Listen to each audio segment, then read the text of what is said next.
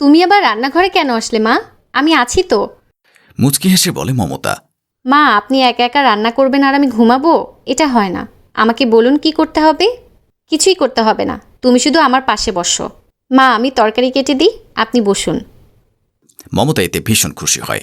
এতদিন ভাবতাম অচেনা অজানা একটা মেয়েকে বাড়িতে আনবো, না জানি সে কেমন হবে, কেমন ব্যবহার হবে, আমাকে দেখতে পারবে কি না, এসব ভাবতে ভাবতেই দিন কাটাতাম।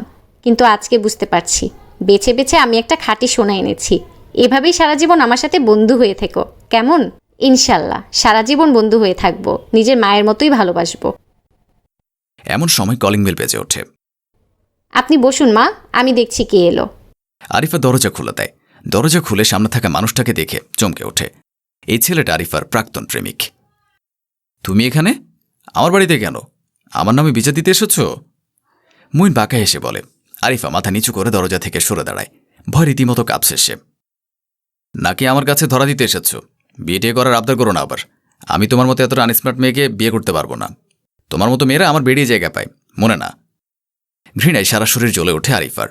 চলে যেতে নেয়। মুইন হাত ধরে ফেলে। হে, তুমি কাকে অ্যাটিটিউড দেখাচ্ছ? Do you know me?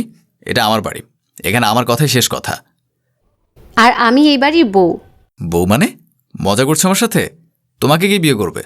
তোমার মতো রুফিন মেয়েকে কেউ বিয়ে করতে পারে না, তাও আমার বাড়িতে। জোকসটা দারুণ। মুইন হেসে বলে। এ বাড়ির বড় ছেলে, পেশায় ডাক্তার, মৃদুল চৌধুরী বিয়ে করেছে আমায়। মুইনের চোখ দুটো বড় বড় হয়ে যায়। কি বলে এই মেয়ে? ভাগ্য খারাপ, আপনার মতো জঘন্য মানুষের সাথে এক ছাদের নিচে থাকতে হবে। বলে আরিফা নিচের রুমে চলে যায়। ভীষণ কান্না পাচ্ছে তার। এই সে ছেলেটা যাকে আরিফা ভালোবেসেছিল। দীর্ঘদিন প্রেমের সম্পর্ক ছিল দুজনের। পরে মুইন বাজে প্রস্তাব দেয় আরিফাকে। হাতে পায়ে ধরে কেঁদেছিল আরিফা, কিন্তু শয়তানটার মন গলেনি। সে তার সিদ্ধান্তে অনড় ছিল। আরিফার কাছে ভালোবাসার থেকেও বড় ছিল সম্মান। তাই মুইনের বাজে প্রস্তাব প্রত্যাখ্যান করে সম্পর্কটা ভেঙে দিয়েছিল। কত রাত নির্ঘুম কাটিয়েছে এই মানুষটার কথা ভেবে। যখনই কিছুটা ভুলেছে, নতুন করে সবটা শুরু করতে যাচ্ছে, তখনই আবার চলে আসলো সে। চামড়া ধরা ঘাটা আবার তাজা করে দিল। মৃদুল রুমে ঢুকে আরিফাকে কাঁদতে দেখে বেশ অবাক হয়। হাতের ব্যাগটা নামিয়ে আরিফার পাশে বসে। কি হয়েছে আরিফা, কাঁদছো কেন? দ্রুত চোখের পানি মুছে উঠে বসে আরিফা। আপনি চলে এসেছেন, চলুন খাবেন। মাথা নিচু করে বলে। হ্যাঁ, খাবই তো। তার আগে বলো তোমার কি হয়েছে, কাঁদছো কেন?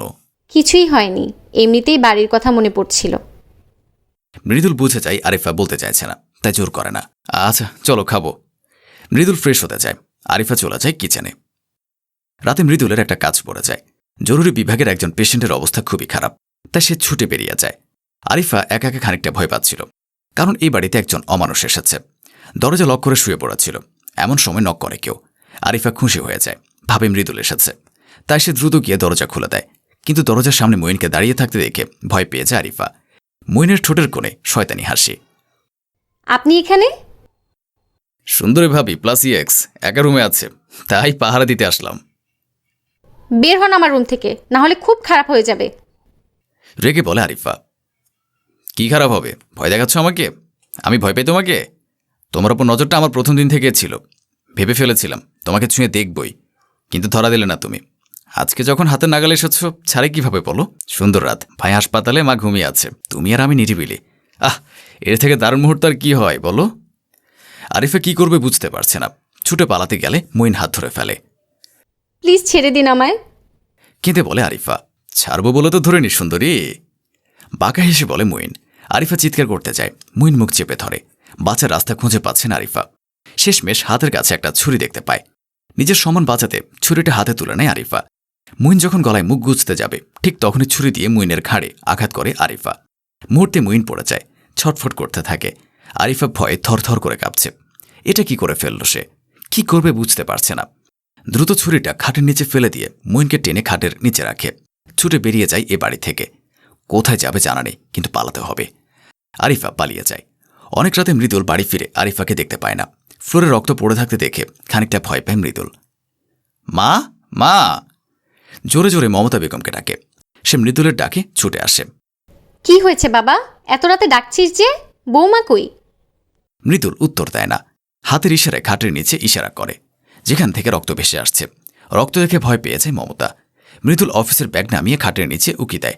ভাইকে দেখে কেঁদে ওঠে। টেনে বের করে ভাইকে।